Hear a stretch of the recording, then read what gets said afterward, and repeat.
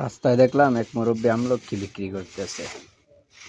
তো জিগাইলাম কত কইরা, উনি বললো 300 টাকা কেজি। 100 গ্রাম নিয়ে আসলাম 30 টাকা দিয়ে। কয় পিস একটু গুনি, 2, 4, 6, 8, 10,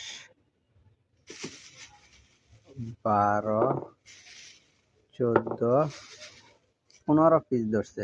তার মানে এক একটা আমলকি 2 টাকা কইরা পড়ছে আমার। একটা নিচে পড়ে গেছে। আমি ওনাকে বললাম, এত দাম কেন? পটুয়াখালীর আমলকি দেখা যাচ্ছে, পটুয়াখালীতে আমলকি 30 টাকা 40 টাকাতে কেজি।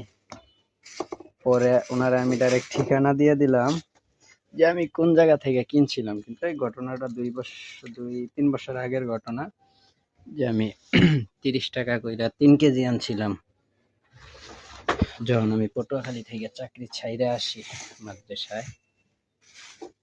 তো আমার এই এই আদান আদান আমলকি গুলো আপনার 2 টাকা করে কিনা পড়ছে।